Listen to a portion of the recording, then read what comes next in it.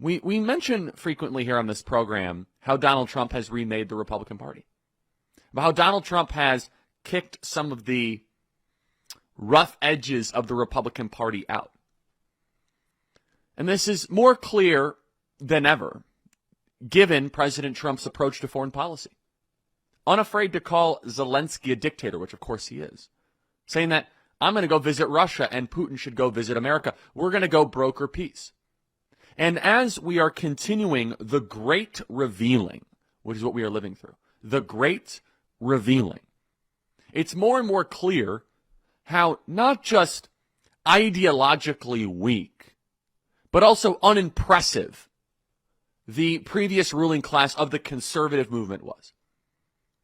This weekend, of course, is CPAC and everything happening there.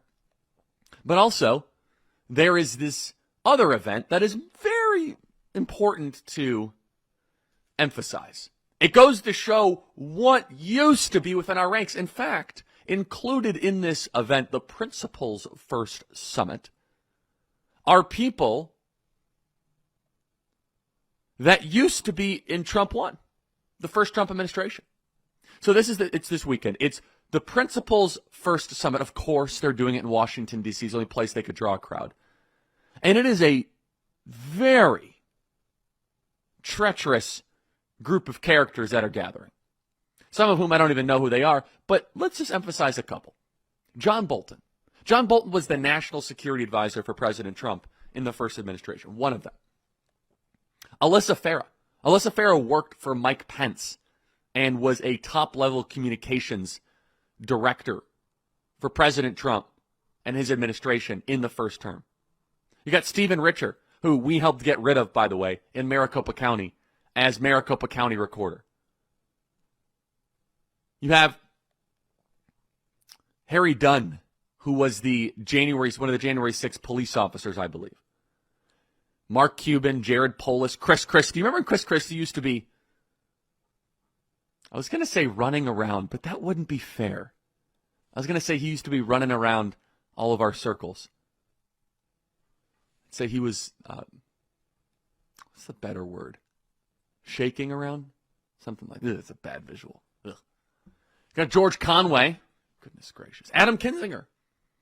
This here is the roster of the individuals that have been exorcised out of the Republican Party. Their top speaker being a likely Democrat candidate in 2028 says a lot. What do these people believe? Now they're gathering, you can call them RINOs and all that, but it's much more interesting than that. The one thing that unites every single one of these people, actually the two things, is their belief in neoconservative foreign policy, number one, and number two is their admiration of the security state, the unquestioning gospel that is delivered from the Central Intelligence Agency, from our intel agencies. You have Asa Hutchinson. This here should give you such comfort of what Donald Trump has kicked out of our party and what you have kicked out of our party. Michael Steele, who used to be the chairman of the Republican Party in a time long gone. Jeff Duncan, who is or was the lieutenant governor of Georgia.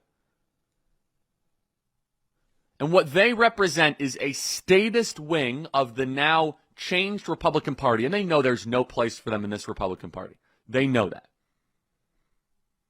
They hate DOGE because it might actually challenge the money train that they have benefited for quite some time. They don't want an open border. And this is an extension of the damage that the Bush junta did to this country. And they should try to do this conference in any other city. Try to do this conference in Scottsdale or in Miami.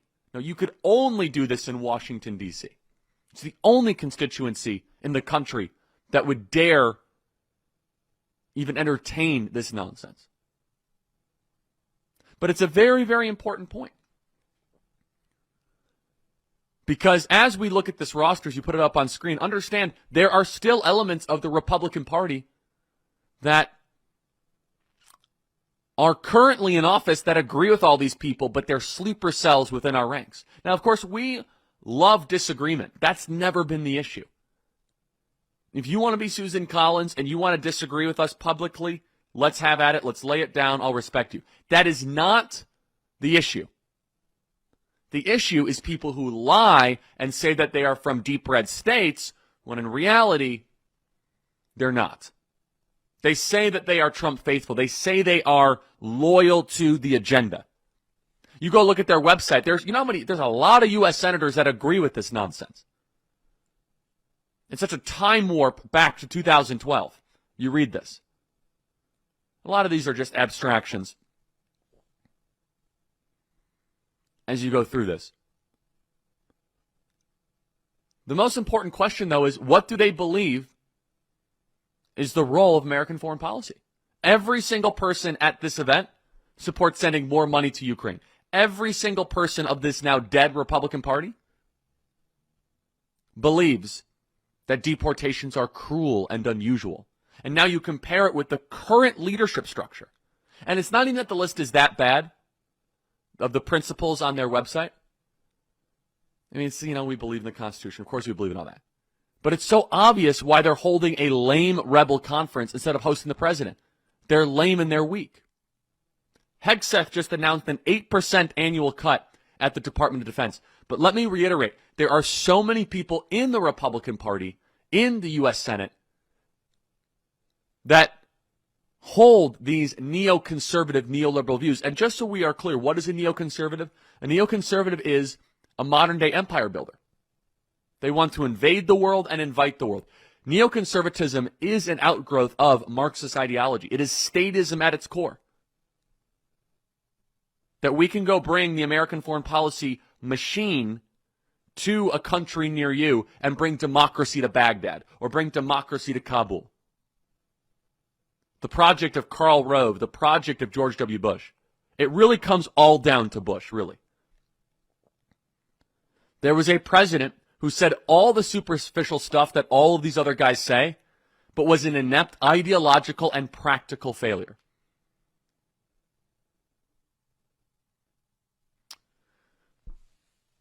And the metamorphosis is continuing. But the point I want to reiterate to all of you is that there are still a lot of senators right now that talk a good game when it comes to President Trump, and they're not always there.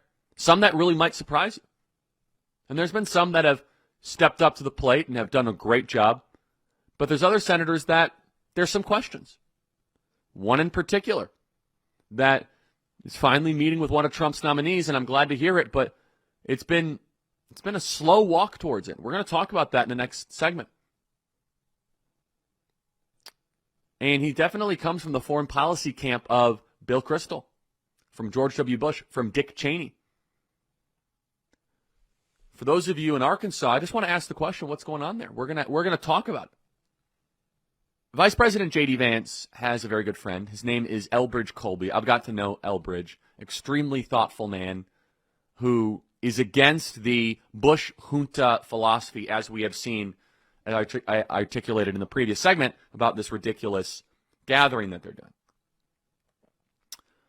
Elbridge Colby has been nominated by the president, because he earned it, to be basically the third in line at the Department of Defense.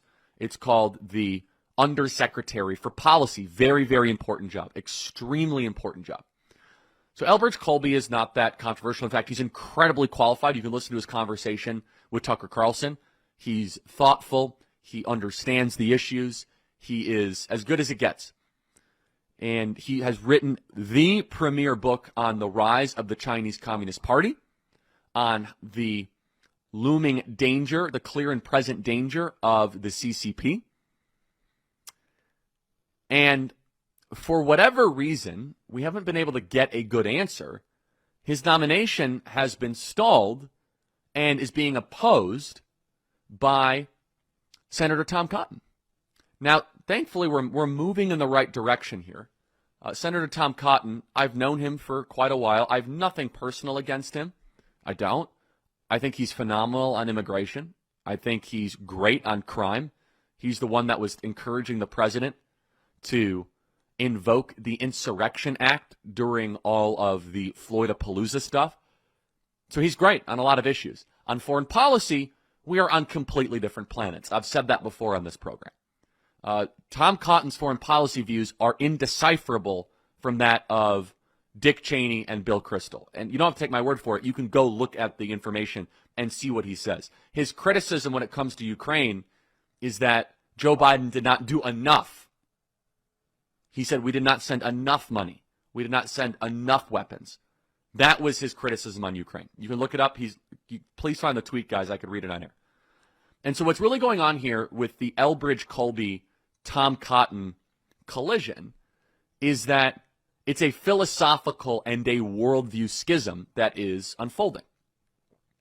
I've now sent out 2 tweets. They've been seen millions of times, about 7 or 8 million times, asking the question why Senator Tom Cotton is getting in Elbridge Colby's way to become third in line as one of Trump's picks. We don't know the answer to that question. It's probably because Senator Tom Cotton is getting a little worried that the Bill Kristol, George W. Bush foreign policy regime is coming to an end. It is sunsetting. Now, of course, every senator is able to ask robust questions, to get assurances. All of that is fine. But it goes beyond that. Senator Cotton has called the president directly, trying to undermine Elbridge Colby's nomination. Senator Tom Cotton has been trying everything he possibly can to derail this and saying, oh, no, I'm actually not trying to derail it. A lot of this is behind-the-scenes stuff that is now, of course, publicly reported. I'm happy to say, though, that Elbridge Colby is now meeting with Senator Tom Cotton, and hopefully that will proceed. But I would love for those of you in the great state of Arkansas to chime in and to give your opinions, or anyone. How would you feel if Senator Cotton or other senators like him decide to vote against President Trump's nominees? It's not enough just to do Bobby Kennedy and Cash. All that is great, Tulsi Gabbard. But now we are talking about the inner workings of these departments. And Elbridge's book, which you guys should all check out, The Strategy of Denial, American Defense in an Age of Great Power Conflict, is one of the most thoughtful pieces of work. He is resolutely pro-Israel, obviously America first.